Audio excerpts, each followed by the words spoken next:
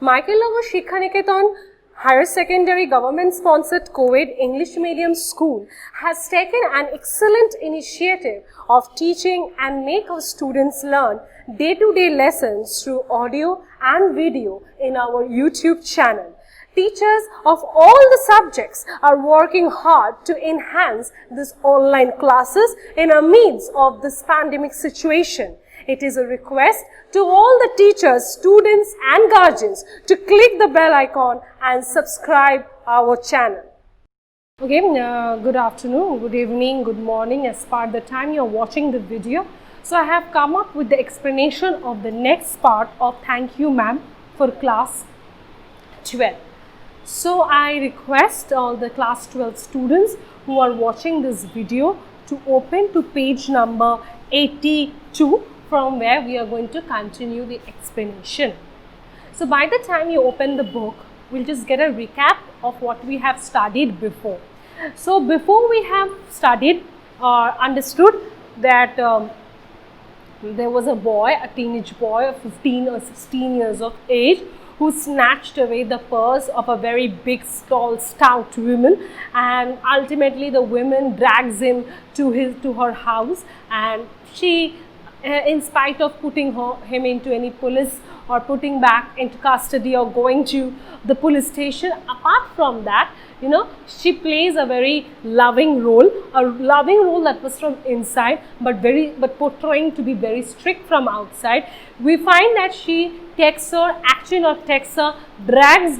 to her own home and asks him to wash his face, and also invites or gives a proposal of having supper or you can say dinner together. But in this meantime, when such action was being conducted by the lady, the boy was constantly having this fear at the back of his mind that maybe this lady is maybe playing any games, or because he could hear there were other people present in the house. They were chit-chatting, having a gala time. So, listening to them and looking at the lady's movement, he thought maybe the lady can maybe planning to put him behind the bars or can make some other type of punishment. So, this was just the recap of what we have studied in the previous 2 pages of this chapter. Now we'll continue with the next part of the explanation. I hope all of you have opened your book. There was nobody, I'm trying to get home to cook me a bite to it, and you snatched my pocket book. Maybe you ain't been to and have not been to your supper either, late as it be, have you? So, I just repeat the line, not with that face I would not take you nowhere, said the woman, said I'm trying to get home to cook me a bite to eat, and you snatch my notebook. Maybe a pocketbook, apology. Maybe you have not been to ain't not been to your supper either, let as it be, have you? So when the boy asks the lady, are you going to put me behind the bars? The lady in a very humorous way answers, the face that you're having, at least not with that face, I'm going to take you even to jail. You're going to go and wash your face. Then she says, it's already late at night. I hope you have not eaten for a long time. So let's have a supper. Then there's nobody, and then she asks, have you anybody at your home? The boy replies, there is nobody at there's nobody home at my house. Then we will eat, said the woman. I believe you are hungry or been hungry to try to snatch my pocketbook. I wanted a pair of blue suede shoes, said the boy. So actually maybe it was her tactics of coming to know why this boy at such a very tender age has opted such an evil way. Now she asks, maybe you're hungry for a long time, and that's why you have snatched away my pocketbook. The woman says in a very tricky way, and then the boy answers, no, I wanted a pair of blue suede shoes. Well, you didn't have to snatch my pocketbook to get some sweat shoes.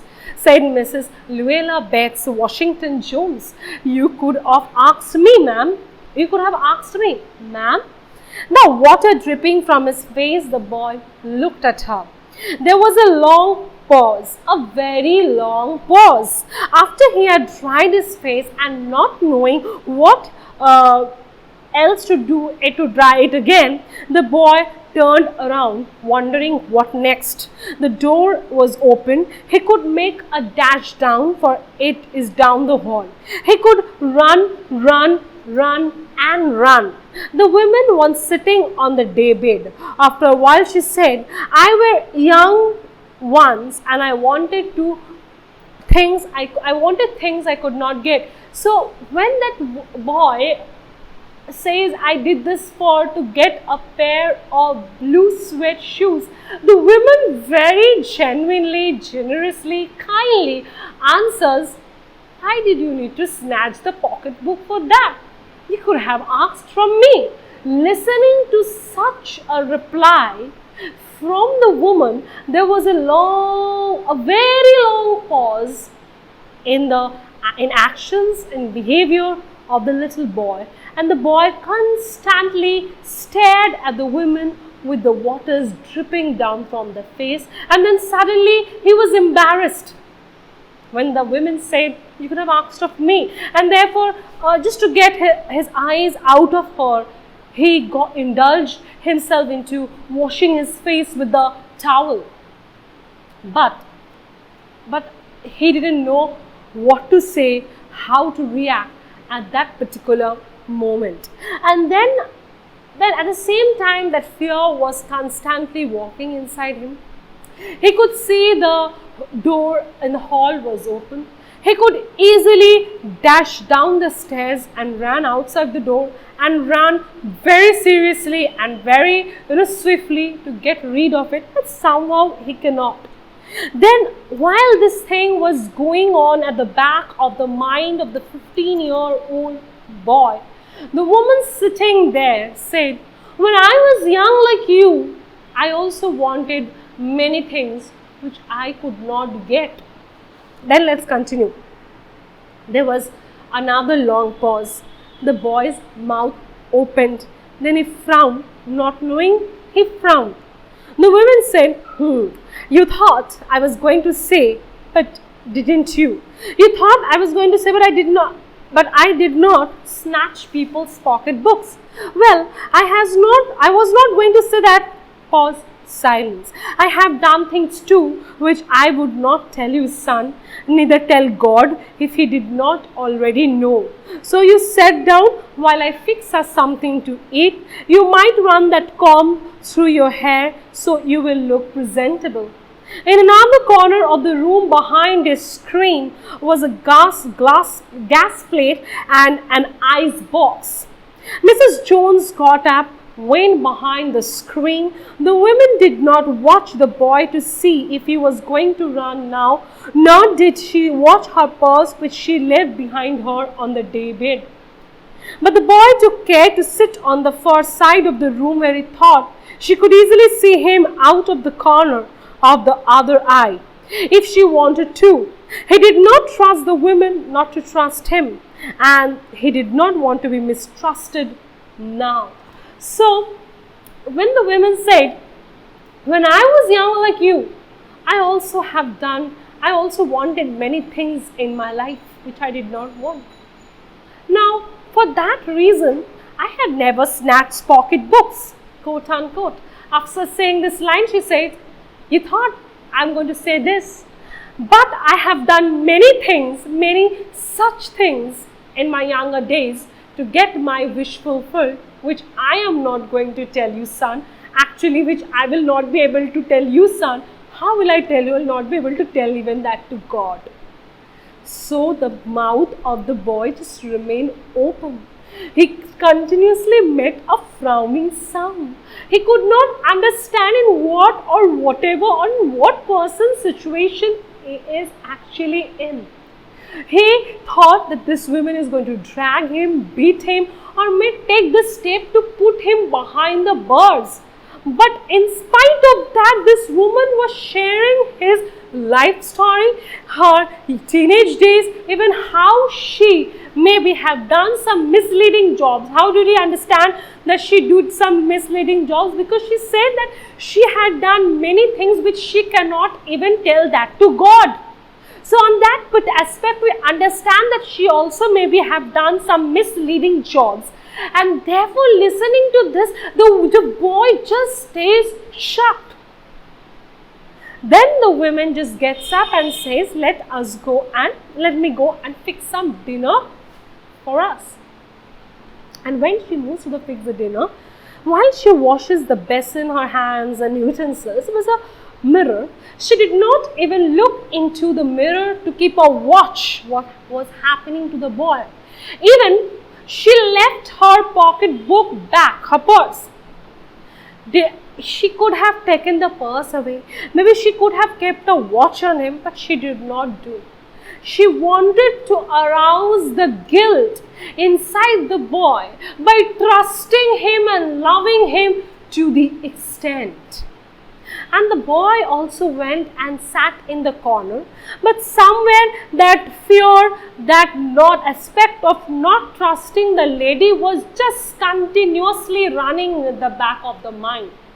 But this time, he was sitting at the corner and keeping a watch to the women, that whether the woman was looking at the boy or not. But at the same time, behind his mind, or maybe from his emotional irrationality, he did not want to be an object of mistrust again for the women. He did not want to break the belief that a woman has grown or kept, or break the trust that the woman has kept for him. Then come next. Do you need somebody to go to the store? Asked the boy. Maybe to get the milk or something? Don't believe I do, said the woman. Unless you just want sweet milk yourself, then going to make cocoa out of the scanned milk I got here. That will be fine, said the boy. She heated some lima beans and ham she had in the ice box, made the cocoa and set the table. The woman did not ask the boy anything about where he lived, or his folks, or anything else that would embarrass him. Instead, as they ate, she told him about her job in a hotel beauty shop that stayed open late, what the work was like, and how all kinds of women came in and out, blondes, redheads, and Spanish. Then she cut him a half of her 10-cent cake. Eat some more, son, she said. So what happened? The woman asked, the boy just purposely asked, do you want me to go to a store and buy some milk or something? Then the women, if we had been into the women's press, we would say, oh, you're making a plan to escape, huh? That should come in her mind. Maybe that has come into the mind of the woman also. But the women played a different game on a positive aspect. She said, yes, you can go if you want sweet milk for yourself, but otherwise I have a milk of mine from where I can make the cocoa in the can. I have a canned milk with which I can make cocoa, so I don't need it. If you want, you can go. So look, the way she is handling maybe the psychological aspect of that little boy. She somewhere understood that this boy, what happens in our adolescence, we get swayed away by the world's fashion and beauty. We always want everything up to the mark and up to the fashion. Many of us sometimes think why our parents could not give this, but we don't get indulged into any notorious activity because our parents have not given us that guidance or that moral teaching. But somewhere at the back of our mind, we are really not satisfied at our adolescence. That immaturity gets resolved with the time when we grow up and when we understand the value of every hard-earned money. So this woman somewhere understood the position, the feeling, the condition that the boy was passing through. Why? Because by keeping herself in the same shoes which the boy is wearing. So she tallied. She didn't show her bossiness or by being a woman of 30s or by being a guardian to him or something like that. She tried to remember her past life, and she just wore his shoes to understand what feeling or condition this boy is passing through. This was a mere happy counseling the woman was doing to the boy. And then she prepared some lima beans, hams, you can underline that, prepared an ice box, she took out from the ice box, prepared food with that, then presented the cocoa and just put the table and put the boy in front and asked him to take the dinner. Even she was eating, and as they ate, the woman did not ask the boy about his family, about his belongings, his origin, and rest not. To embarrass him, she did not want it to do.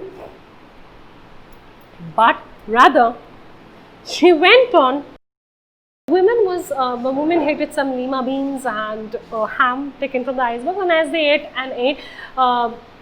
she did not ask about her origin, about her folks at home, about family members. Actually, she did not want to embarrass the boy. Rather, she talked about in the parlor which she walked, that is called the Hotel Beauty. It's maybe where she talked about how the shop remains open for a long time, how much she works there, how much hard work indulges there, how different types of women with different hair colors comes and visits her. Then she cuts a cent of 10-cent cake of hers and give it to the boy and says, "Eat, son, more. Eat more, son, eat." When they were finished eating, she got up and said, "Now here, take this $10 and buy yourself some blue suede shoes. And next time, do not make the mistake of latching onto my pocketbook nor nobody else's. Because shoes come by devilish like that will burn your feet. I got to get my rest now, but I wish you would behave yourself, son, here on." She led him down the hall to the front door and opened it. "Good night, boy. Behave yourself, boy," she said, looking out into the street. The boy wanted to say something else other than, "Thank you, ma'am," to Mrs. Luella Betts Washington Jones. But he could not do so. As he turned at the Baron stooped and looked at the large woman in the door. He barely managed to say, "Thank you," before she shut the door, and he never saw her again. So after finishing the dinner, she gave her $10 and said, "Boy, I give you this money so that you go and buy your pair of blue suede shoes. And never after this, indulge yourself into notorious activity. If you buy your blue suede shoes by some devilish activity, the devil is going to burn your feet." What a beautiful moral teaching this woman gave to the boy. This woman did not smack him, beat him, scold him, rather connected him heart to heart, soul to soul. She made him understood by making her put in the same place where the boy is and where she used to be. The boy understood that he needs to behave himself. The only moral teaching that this woman gave is that we can never be happy by indulging ourselves into notorious activity. If we want something in life, we need to work hard for it. We need to take up moral aspects in our life. She took the boy to the door and bid him goodbye and wished him good night. And also again she repeated, "Behave yourself." The boy went down. He had heart's lot to say to the woman, to Luella Betts Washington Jones. He had heart's lot to say, but he was so emotional. The one thing he could not express his entire emotion that was hovering and dancing in his heart. His only word that came uttered from his mouth was, "Thank you, ma'am." He went down long step, again looked at the back, so saw the tall women standing. Again that emotional turmoil was going inside him. He wanted to say many, but only uttered, "Thank you." And with this, thank you to all of you, to the class, for listening to me with all your patience. Question answers regarding this chapter will soon be updated in your PDF formats. And for the next explanation of the chapter, keep watching. Thank you. Thanks for watching. Leave a like and comment. Subscribe. And do share the video among your friends.